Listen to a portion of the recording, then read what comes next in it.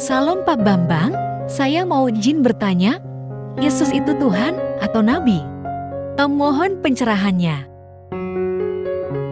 Nabi itu menurut agama apa dulu? Pertanyaannya gitu. Kalau Nabi menurut agama Islam misalnya ya, seorang yang menerima wahyu Tuhan tidak wajib menyampaikannya kepada umat. Kalau Rasul, seorang menerima wahyu dan wajib menyampaikannya kepada umat. Itu kan Islam. Di dalam Kristen, Nabi itu berkaitan dengan kata pengkabar atau pelihat.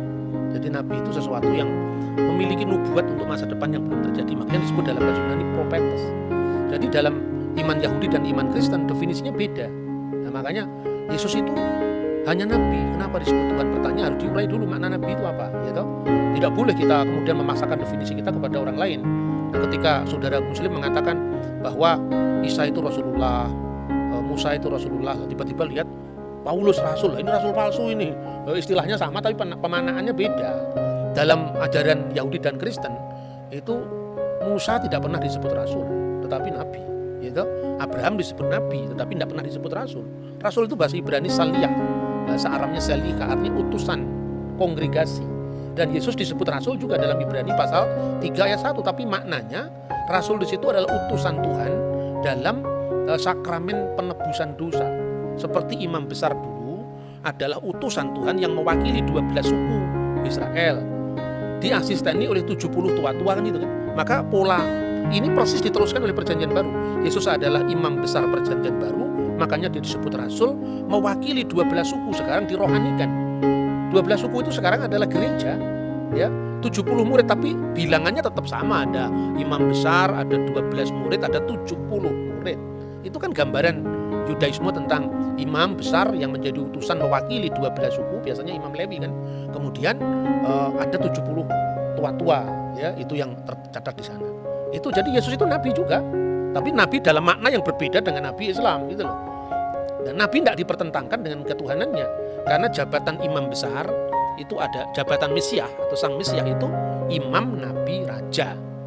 Ini jadi Mesias itu raja, Mesias itu nabi, Mesias itu imam, itu dalam iman kita. Kalau soal Tuhan, kita kalau menyanyi di gereja-gereja karismatik, gereja-gereja Pentakosta itu kan Yesus Tuhan dan Allah kami, itu kan. Jadi dalam hal ini Yesus adalah God sekaligus Lord. Saksi Yehova percaya Yesus itu Lord, Tuhan, tapi nggak percaya Yesus itu God. Karena apa? Dia masih rancu dalam memahami Yohanes pasal 1 ayat 1. Jadi Yesus disebut Allah itu bukan kemanusiaannya itu adalah Allah, tidak. Tapi praeksistensi. Sebelum firman menjadi daging, firman itu sudah ada dan firman itu adalah Allah. Jadi dalam wujud ilahinya, dalam kodrat ilahinya firman itu adalah Allah. Kemanusiaannya tentu baru ada telah dilahirkan Bunda Maria kan. Nah, dalam tugas kemesiasannya itu, maka Yesus disebut Tuhan. Tuhan itu Lord. Dari mana teksnya? Kalau kita membaca misalnya di dalam Injil Markus ya, pasal 12 ayat 29 dan seterusnya, itu jelas ketika Yesus ditanya hukum apa yang paling utama dari segala hukum yang ada. Misvah Harishona. Itu yang pertama. Shema Yisrael Adonai Elohenu Adonai Echad.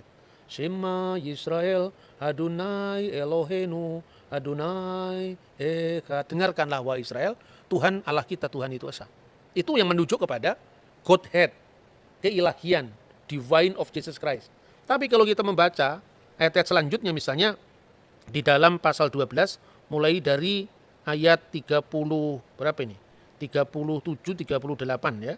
Pada suatu kali ketika Yesus mengajar di Bait Allah, ia berkata, bagaimana ahli-ahli Taurat dapat mengatakan bahwa Mesias adalah anak Daud?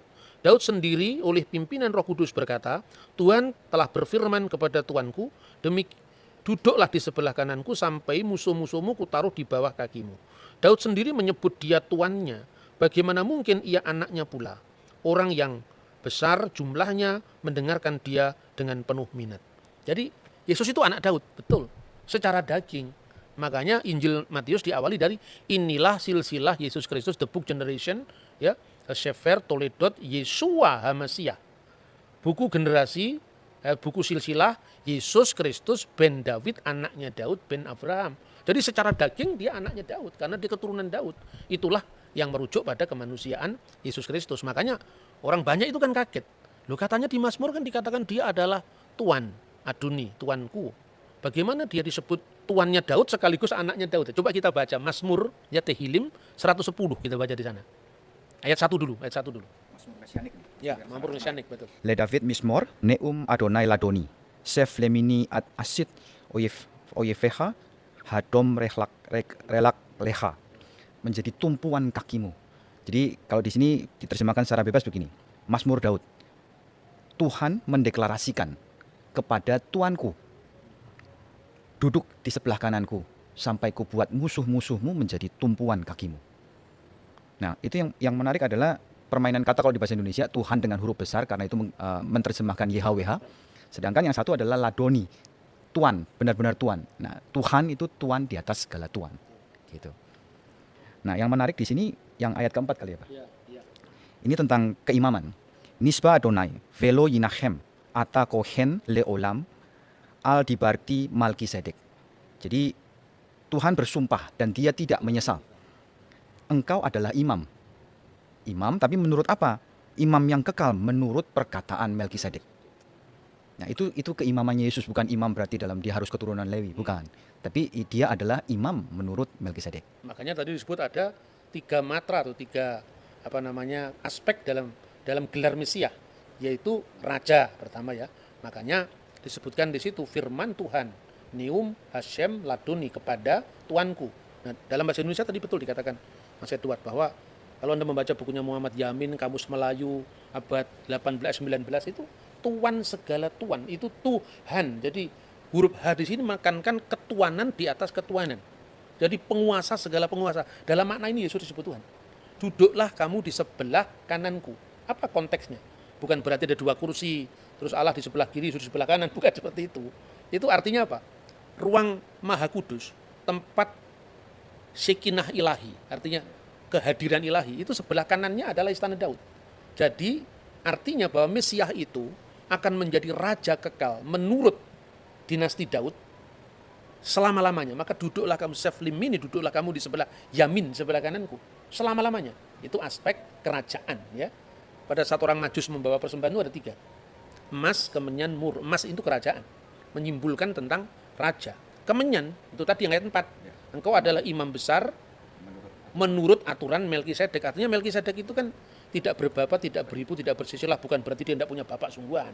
Ini ungkapan dalam bahasa kitab suci dan sesuai dengan apa yang lazim saat itu. Kalau di sidang pengadilan, ibunya diketahui, tapi bapaknya sudah mati, tidak diketahui. Ibunya bernama Miriam, bapaknya tidak diketahui, tidak berbapak. Ya, apater, bukan artinya dia lahir dari batu, bukan seperti itu. Itu konteksnya ungkapan-ungkapan seperti ini kalau orang awam kan sulit ya. Makanya kalau tidak paham membaca Alkitab dalam bahasa bahasa terjemahan letterlock, seperti yang misalnya terjemahan baru, silakan membaca Alkitab bahasa Indonesia masa kini, yaitu namanya terjemahan dynamic equivalent translation. Jadi diterjemahkan sesuai dengan maknanya, bukan bentuk bahasanya. Itu menarik. Jadi yang pertama raja, yang kedua imam, lambangnya adalah kemenyan, dan mur itu lambang penderitaan. Sekaligus juga bahan wangi-wangian kan mur itu. Jadi maka ketika Yesus itu diminyai dengan minyak wangi dan mur, itu melambangkan via dulurusannya. Maka imam, nabi, raja. Nabi ini merujuk pada figur hamba Tuhan yang menderita yang dinubuatkan di dalam Yesaya pasal 53, Mazmur pasal 20 ayat 17. Jadi artinya kita tidak boleh menilai agama orang itu dari sudut pandang kita, tidak akan pernah bisa ketemu. Ini kan musimnya debat sekarang ya. Kalau musim durian itu lebih enak. Habis makan durian, makan manggis. Kalau musim debat begini, orang menang-menangan, tidak tahu metodenya, bagaimana berbicara tentang agama lain ya. Kalau nanti nggak cocok terus merasa kalah, pembunuhan karakter, nyerang pribadi, itu bukan Indonesia itu. Indonesia tidak seperti itu. Jauh sebelum bangsa lain itu punya kesadaran tentang multikulturalisme, kita sudah punya Bhinneka Tunggal Ika. Jadi kira-kira seperti. Oke Pak Bambang, penjelasan Anda sangat mencerahkan dan menguatkan iman kami. Terima kasih, Tuhan Yesus memberkati.